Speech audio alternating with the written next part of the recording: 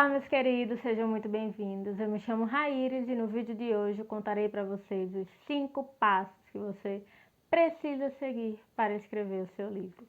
Eu não costumo dizer que algo precisa ser feito na literatura, até porque a escrita criativa ela é muito aberta a novas possibilidades e ideias sempre. Entretanto, talvez essa seja uma exceção.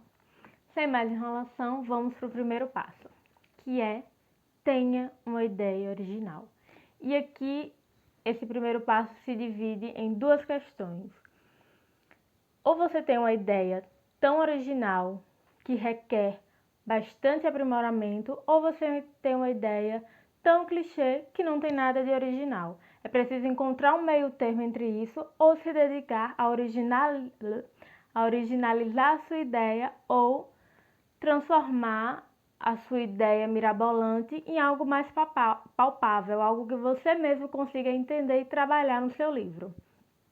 Por exemplo, você tem a ideia de criar um mundo com 3 planetas, biomas diferentes, questões políticas e geográficas complexas, e é uma ideia realmente original, mirabolante, mas você precisa ter o aparato para isso. Você precisa, antes de começar a escrever, trabalhar bastante na sua ideia, entender o que é que você quer com ela e etc. Por outro lado, tem a ideia clichê, que seria uma história que todo mundo já conhece. E nesse caso, você precisa trabalhar para originalizar essa ideia, dar algo único a ela, algo que faça a sua ideia se destacar entre as outras. Um exemplo disso foi A Culpa é das Estrelas. John Green transformou uma ideia clichê, que era da menina com uma doença terminal que morreria e deixaria o amor da sua vida triste chorando, em algo totalmente original. E ele surpreendeu justamente usando a expectativa do clichê. Todos já esperavam que a menina fosse morrer e não foi isso que aconteceu. Portanto, esse é o primeiro passo. Vamos ao segundo passo, que é a alma do seu livro, ou seja, os seus personagens. Os personagens de um livro são a principal fonte de recursos para tornar a sua história o que você quer que ela seja: cativante, instigante, interessante, única. Nada melhor para isso do que personagens cativantes, interessantes, instigantes e únicos, e originais, e incríveis, e é o que faz realmente uma história ser boa, na minha opinião. Claro, não só isso, mas é a alma do livro. Então, trabalhe nos seus personagens, conheça os seus personagens, crie a história dele, coloca lá na sua folhinha, que você deve ter uma folhinha ou notebook, ou o que quer que você use para planejar o seu livro. Coloca lá Joana, nome de Joana.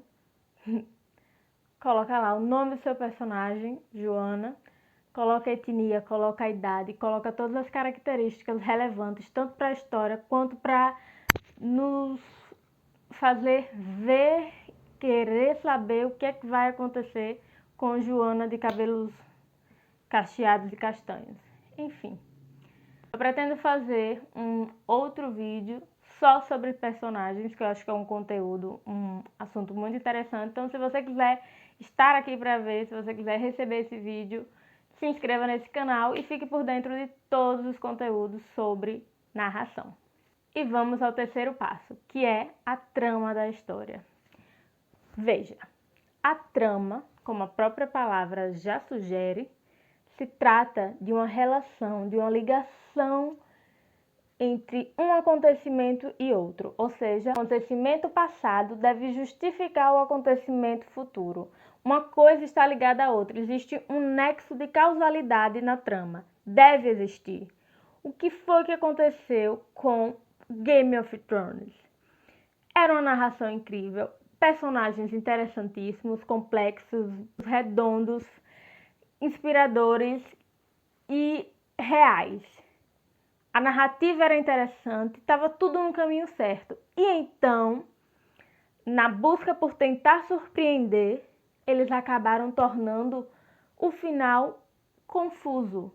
Então, por favor, não confunda, na tentativa de fazer uma trama surpreendente, acabar fazendo uma trama sem nexo. A surpresa deve vir, mas ela precisa fazer sentido com o resto da história. Ainda que o final de Game of Thrones tivesse sido exatamente aquilo, aquilo deveria ter sido construído anteriormente e não foi o que aconteceu. Tínhamos uma rainha sensata e, no estalar de dedos, uma rainha louca. Um dos exemplos dos absurdos que aconteceram no final. Caso você não tenha assistido, alerta de spoiler. Mas esse vídeo não é sobre Game of Thrones, então vamos ao quarto passo. Veja, ainda que você seja uma criatura bastante criativa e tenha uma ideia original e saiba exatamente o que você quer com ela, ainda que você tenha personagens complexos, interessantes e reais, ainda que você tenha uma boa trama que deixaria qualquer pessoa de queixo caído e abismado com sua genialidade, nada disso adianta de nada se você não souber escrever bem. Pode parecer óbvio, mas eu já ouvi, por incrível que pareça, escritores com a ideia de que não precisavam saber escrever, eles só precisavam criar uma história legal, incrível, e daria para uma editora que teria corretores e corrigiria todos os problemas da história dele para ele e partiu best-seller, New York Times, etc. E não é assim. Quando eu digo escrever bem, eu não me refiro apenas a erros ortográficos, acentuação e pontuação. É claro que você precisa dominar a língua em que você está escrevendo seu texto. Todas as variedades da sua língua. Porque a língua é o instrumento do escritor. É o instrumento de trabalho do escritor. E se você não domina o seu instrumento de trabalho, você não pode fazer um bom trabalho. Então, a minha dica para que você escreva melhor, além de se dedicar a estudar mais a gramática e etc., não é só dei na minha cabeça, vou escrever um livro, é ler.